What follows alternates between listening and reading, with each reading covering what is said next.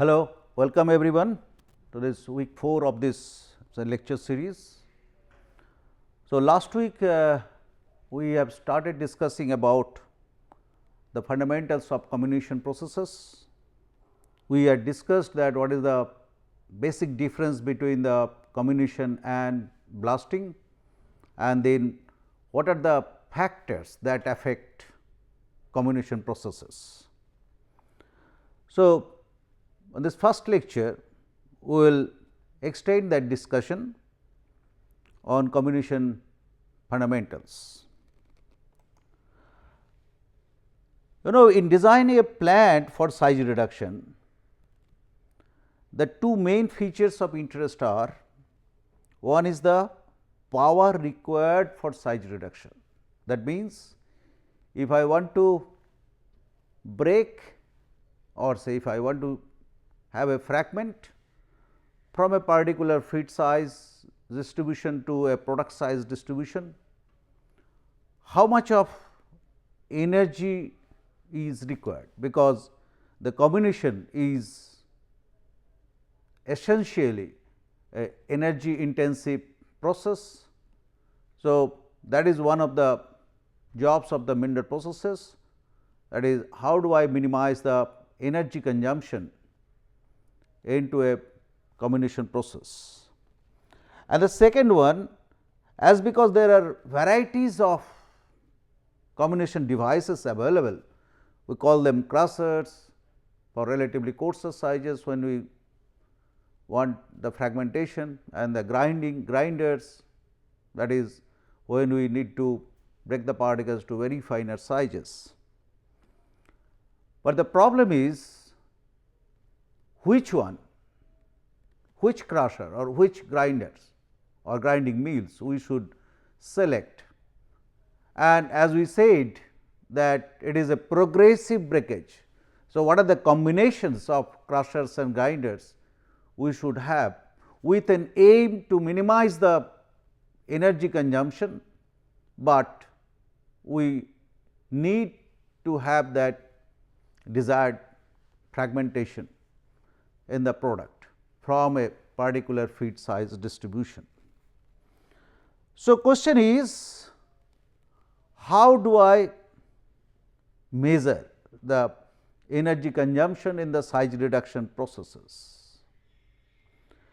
It is one very popular way of measuring the energy consumption in size reduction is called the work index. And if we look at that, it is a general observation that in the process of size reduction, as the size of the particles diminishes, the surface area of the particles increases. That means, when we are breaking the particles, we are getting a fragmentation. That means, we are increasing the surface area of my particles. So, if I have some means to measure the size or the surface area of the particles before and after size reduction, it should indicate the extent of energy expended in the comminution process. So, what is that we are going to do? Now, the essential principle is that is what we are following, that when we break the particles from a particular feed size to a particular product size, then we are basically increasing the surface area. So, if we know the particle size at the feed and at the product, or if we know the surface area of my feed particle and my product particles, then probably we can calculate that how much of energy has been expended to do that job or to create those new surfaces.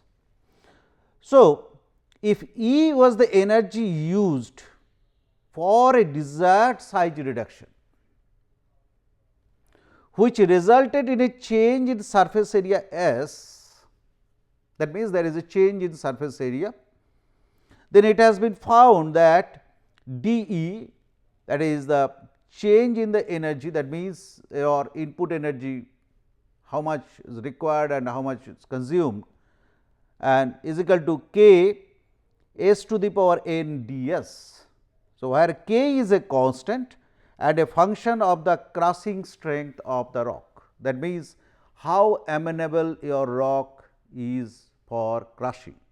That means it is dependent on the rock characteristics, that is how hard it is, what type of orientations are there, and then whether it has got internal cracks or flaws or faults, all these basically getting quantified in that value of k.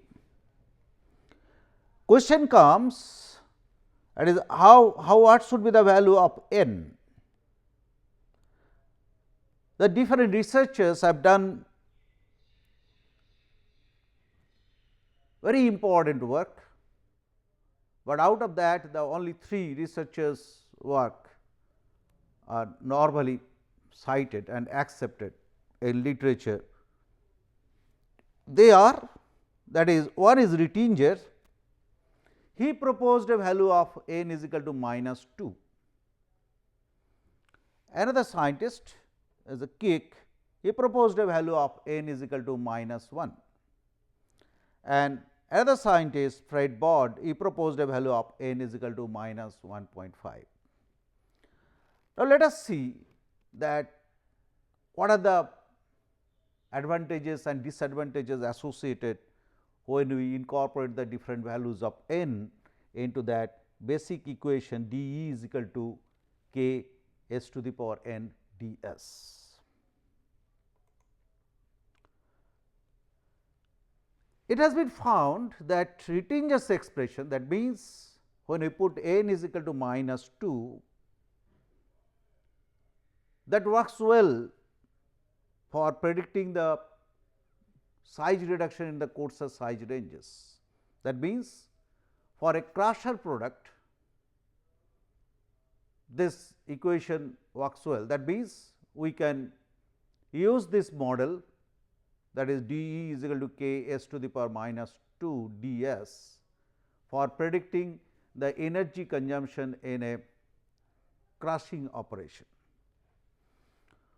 Whereas, for n is equal to minus 1, that was proposed by Keck, is more appropriate for finer size reductions like in grinding mills, where basically large surface areas of particles are exposed, because when you are grinding it, you are generating a large surface area, because you want a very fine particle size distribution out of that. So, that means, the Rittinger's works well for crusher product, Keck's works well for grinding mill product, but many a times we need to know the energy consumption of the entire comminution processes. That means, we have got a ROM ore starting from 1 meter, and then we need a product of 40 micron. So, what is the total energy consumption? For that, the Bond's intermediate value of 1.5 covers reasonably well the entire range of particles. Now, let us see what happens if we incorporate this value minus 1.5 into the basic equation. So, if we substitute n is equal to minus 1.5, that d is equal to k s to the power n d s, and if we integrate between the feed particle size f and product particle size p, I repeat it, that is, if I incorporate a value of n is equal to minus 1.5 in that basic equation of d E is equal to k s to the power n d s, and if we integrate that equation between feed particle size f and product particle size p, it would yield E is equal to 2 k 1 by root p minus 1 by root f within bracket, where k is again a constant and a function of ore characteristics. That means, it is the basically depending on the nature of the particle you are trying to break. The question comes that are we basically breaking a single particle size? No, because when we are getting a ROM ore, that is run of mines ore, that means the ore which is directly coming from the mine site, it has got a size distribution, and when it is being broken, you are not producing a single size, you are also producing a particle size distribution. So, for that we can, what is that we can measure in the feed particle to determine the feed particle size and the product particle size. That is, if you remember the size distribution curve what we discussed, that is normally the convention is the 80% passing size. Why 80% passing size? Because this is simpler to find out in a laboratory scale operation. That means, what we have to do? Now, we have the ROM ore, we need to do the size analysis, we plot the size distribution curve, and then from there we need to get the 80% passing size in the feed and as well as in the product. So, the product 80% passing size we denote it as P 80 and the feed 80% passing size we denote it as F 80. So, the final form of Bond's equation for size reduction of a mass of feed, say AMF, this is the AMF is the total quantity of material in closed circuit grinding, like where it is being recycled back the particles which are not yet given a size what we want. So, you remember that we have discussed about the closed circuit crushing operation. That means, you need to have a mill and then you need to have a size separator, and say suppose my initial feed size is say your say 2 centimeter or maybe 5 centimeter, and I want a product of say below 40 micron. So, we try to separate that product coming out from that mill and at a 40 micrometer size, and the particles which are coarser than 40 micrometer we try to send it back for again further grinding. So, that is for closed circuit grinding operation.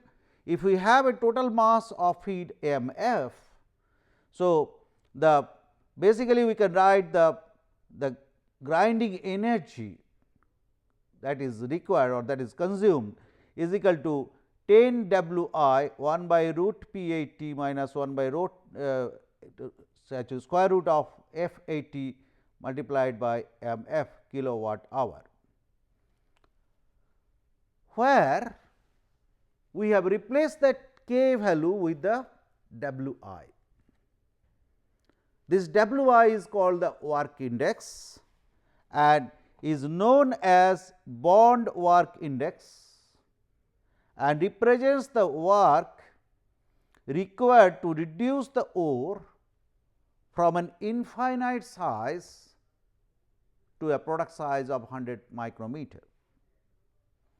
I repeat it that Wi is a constant for the ore and it is known as a bond work index, because it is Fred Bond who proposed it, and represents the work, that means how much of work it has to do to reduce the ore from an infinite size to 100 micrometer, that means from any size to 100 micrometer size. F 80 I have already discussed that it is 80% passing size of the feed in micrometers. P 80 is the 80% passing size of the circuit product in micrometers, and MF I have already discussed that it is the how much of the feed, what is the quantity of the feed we are using. So, this E g is called the specific grinding energy. So, that is defined as the energy required per unit mass of the work. So, we can convert that equation, the previous equation, in the form of specific grinding energy represented as E g required per unit mass of the rock. So, what do we try to do? We try to take out that M f from that equation. So, that specific grinding energy of a particular mineral is written as E g is equal to 10 W I, and where from the 10 is coming? 10 is basically is coming from, because the we are saying that 100 micron, the product size has to be below 100 micron. So, square root of 100 becomes 10. So, 10 is coming from there. So, E g is equal to 10 W I 1 by root P 80 minus 1 by root F 80 kilowatt hour per ton. This is a very important equation for calculating the energy consumed in the size reduction processes. Now, what is unknown here? Unknown here is the W I, that is, what is the bond work index. So, now there is a test, it is called bond test. So, that I will be discussing that. Before we go to that, that is how the work index is calculated. I will not discuss in detail, but let me summarize it again what we have discussed so far, because this is very important, that Rettinger's theory is basically you are putting n is equal to minus 2 into the d is equal to k s to the power n d s, that is the basic equation for size reduction, where it is assumed, where the Rettinger is assumed that, or he proposed that the energy consumed is proportional to the new surface area formed. That is, how much of energy you have utilized to form a new surface area. Bond's theory is n is equal to minus 1.5. Here he proposed that the, or he proved that the energy used in crack propagation, that is, when you try to break a particle inside, you have to have a crack first to be generated, and then when the crack length basically reaches a maximum value, then the particle breaks. So, that is, energy used in crack propagation is proportional to the crack length produced. And Kick's theory is based on this hypothesis, that is, energy consumed is proportional to the ratio of change in size. As because this is an introductory course, I do not want to trouble you to get into the detailed analysis of this. So, this much of knowledge is enough, I think, to begin with. Now, if I look at that in a comminution process, how the energy is being consumed? Is it only being consumed by the only for the breakage of the particles or for generating the new surface area? Probably not. So, one of the first important investigations on this was carried out by Dr. Waynes, who concluded that energy in the comminution process was utilized as follows. Like, first, in producing elastic deformation of the particles before fracture occurs. That means, even before, when you are putting some kind of your force into a particle, even before your crack gets initiated or the fracture occurs, there will be some kind of your elastic deformation in many cases. So, you need energy for that also. Second, in producing inelastic deformation, which results in size reduction also. That means, if your material is brittle, so in that case you will have inelastic deformation, which results in size reduction. In causing elastic distortion of the equipment, even the equipment also will consume energy because of its elastic distortion. Then there will be friction between particles and between, so it is particle particle friction and the particle and machine surface friction. So, these frictions will result into heat, and that will be basically consumed as the energy, a vast amount of energy will be consumed, and then it is only to produce heat. So, it is not helping the particle to be broken.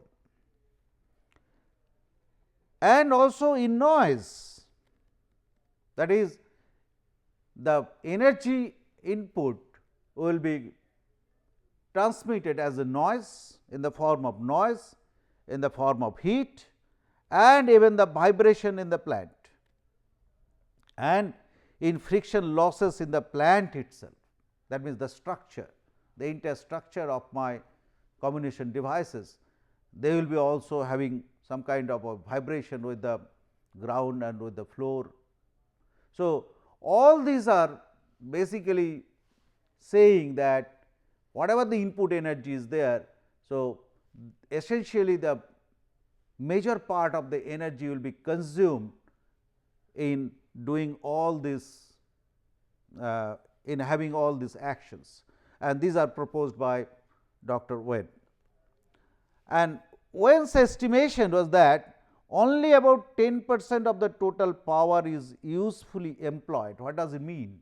That means, whatever the input energy we are giving, only 10% of that input energy is effectively being utilized for generating the new surface area of the particles. So, if we want to maximize the energy utilization, we have to take into consideration of all these sources of losses, and if we can minimize the losses in the form of all this, the ways how the energy is getting wasted, then probably we will save some more energy for effective breakage of the particles. Now, how do we estimate the work index for my machines, that is the crushers and the grinding mills? There are some standard laboratory procedures for estimating work index. They can be divided into two categories. That is, first category involves test on individual particles of rock, that is single particle breakage, and the second category deals with bulk rock material. Lot of investigation has been carried out. Some of them are very popular in the industry even. Out of that, one is the bond pendulum test. It is basically based on a single particle breakage. Then is the Narayanan and Wheaton's rebound pendulum test, proposed in J.K. Marcy, Julius Krusnit Bindle Research Center in University of Queensland, Australia. This one is very popular these days, that is called the J.K. Marcy drop test. That is, you are breaking the particles individually, but you are first having a different sizes, different distinct say size groups, and then within that group you have a statistical tool to tell you that how many particles of that particular size you should take, and then you break it from a particular height, and then when you are breaking, say suppose you have 30 particles, you have broken for a discrete particle size, you collect them all and then do the size analysis, and you know the initial size, you know the final size distribution, and you know the load you have given, that is your how much of your energy you have given, or the how much of force you have applied based on your mgh, that is what is the height of that, and then there are some calculations, and based on that you can predict that what is the crossing say energy being consumed for that. So, that has become a guiding tool these days in many industrial practices, and it is an essential input you require when you are using some simulation softwares developed by JKMRC. That is one very popular software is JK SimMat, where the input you require from this JKMRC drop test. Another one is called bond ball mill grinding test. That means, here it is not a single particle you are breaking, you are basically trying to break a number of particles of different size distributions. That means, you know the F80 of that, and then you have a basically tumbling mill of a specified your dimensions, and the bond has also given the specified quantity and the sizes of the balls, also steel balls. So, this is a standard test you have to perform in a standard equipment which is available, readily available in the market, and the principle is like your locked cycle test. If you are familiar with the statistical tool called locked cycle test, that is, you keep on doing it unless and until all the particles are broken to a particular size distribution. So, based on that you calculate the bond work index. Similar test was proposed in a rod mill also by again that bond. So, that is called bond rod mill grinding test. And now, for some common minerals, as because many people have used them. So, these are available in literature. So, that is the bond work indices for some common minerals are given, which are easily readable. That is, you see that barite, the work index is 4.73, bauxite is 8.78, coal is 13, dolomite 11.27, like that. So, the next class, the next lecture, I would like to show you, that is how this bond work index we can apply it for my decision making process, like your plant optimization or for other purposes also. So, till then, thank you very much.